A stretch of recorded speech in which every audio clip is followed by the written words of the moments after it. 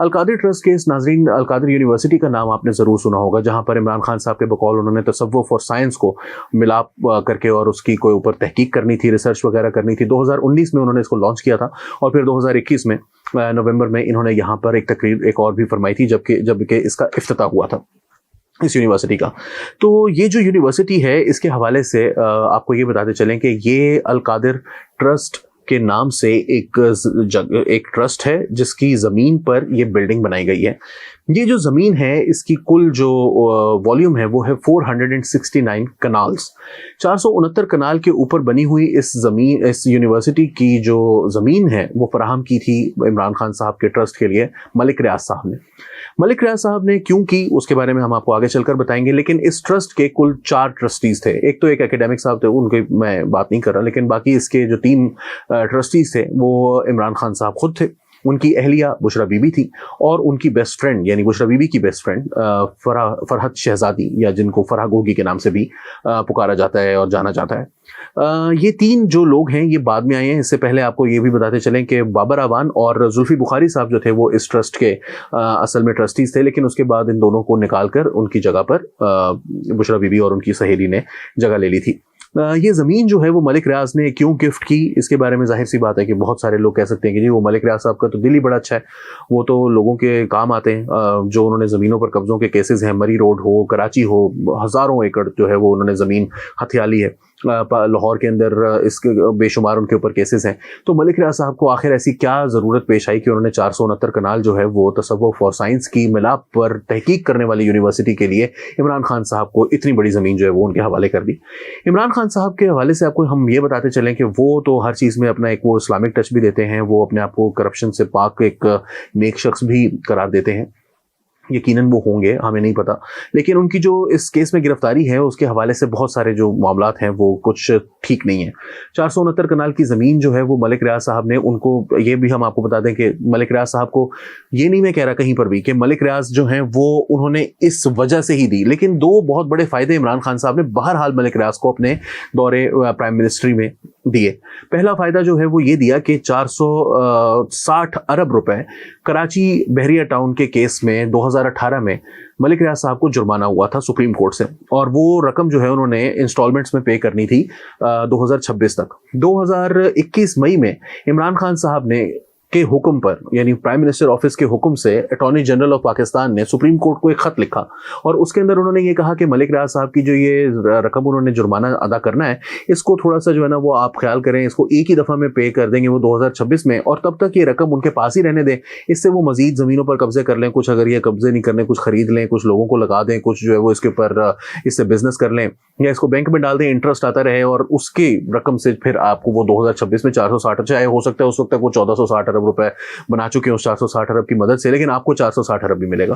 تو supreme court نے اس کے بعد کیا کیا کیا نہیں کیا، لیکن عمران خان صاحب نے اپنی طرف سے جو ہے وہ پوری طرح سے ان کو فیسیلیٹیٹ کیا۔ دوسرا جو بڑا فائدہ عمران خان صاحب نے دیا وہ یہ دیا کہ ملک ریاض صاحب کا اور ان کی فیملی کا نیشنل کرائم ایجنسی ہے UK میں، اور اس کی طرف سے کچھ رقم تھی جو کہ ملک ریاض صاحب کی پری بارگین کی وجہ سے، کیونکہ انہوں نے منی لانڈرنگ ان کے اوپر شاید غالباً ثابت ہو رہی تھی، جس کی وجہ سے ان کو لگا کہ یہ بہتر ہوگا کہ پلی بارگین کر لی جائے۔ منی لانڈرنگ کی ان کے اوپر انویسٹیگیشن جاری تھی، پلی بارگین کے اندر تقریباً 39-40 ارب روپے پاکستانی اس وقت کے حساب سے، یہ 2019-20 کی بات ہے، ابھی تو شاید جو اس وقت پاؤنڈ کا ریٹ تھا، جو اب پاؤنڈ کا ریٹ ہے میرا خیال ہے کوئی تقریباً 80 ارب روپیہ بن گیا ہوگا وہ، تو وہ جو 40 ارب روپیہ تھا وہ پاکستان آیا،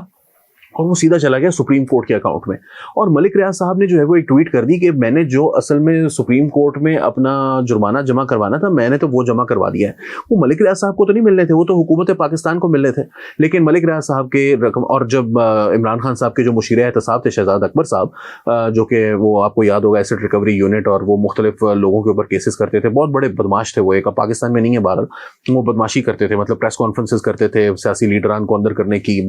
قاضی فائزیسا کے خلاف، رانا ثناء اللہ، مریم نواز، نواز شریف، کوئی شخص ان کے جو ہے نا وہ شر سے محفوظ نہیں تھا، ابھی وہ پاکستان سے بھاگے ہوئے۔ تو ان کی جو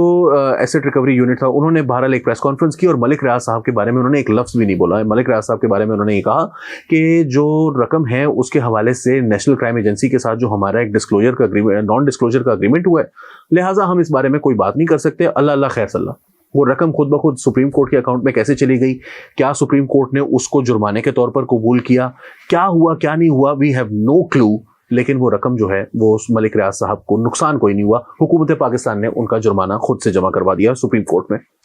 अब जो फरहत शहजादी साहिबा हैं, इनका क्या केस है जनाब? ये खातून जो हैं, इन्होंने इनके ऊपर नैब ने केस बनाया था। नैब ने केस ये बनाया था कि इनके एसेट बियॉन्ड मीन्स का जो वो एक केस बनाते हैं, असासे आमदन से जायद असासे, तो 65 अरब रुपए 65 करोड़ रुपए तकरीबन इनकी जो जायज़ जो टैक्स्ड आमदन है वो इमरान खान साहब के दौर में बढ़ी। तो इमरान खान साहब वैसे जुल्फी बुखारी के दिफा में कभी आगे नहीं आए। जहांगीर तरीन के जो उनके मतलब सबसे बड़े इन्वेस्टर्स हैं, उनके सबसे बड़े हिमायती हैं, उनके दिफा में इमरान खान साहब ने कभी कोई प्रेस कॉन्फ्रेंस नहीं की। लेकिन फरहत शहजादी के हक में उन्होंने प्रेस कॉन्फ्रेंस की। उन्होंने कहा कि ये मेरी अहलिया की दोस्त है, इस वजह से ये बात की जा रही है। अदरवाइज वो तो बड़ी नेक और शरीफ खातून है, और उसने जो है वो तो रियल एस्टेट से पैसे बनाए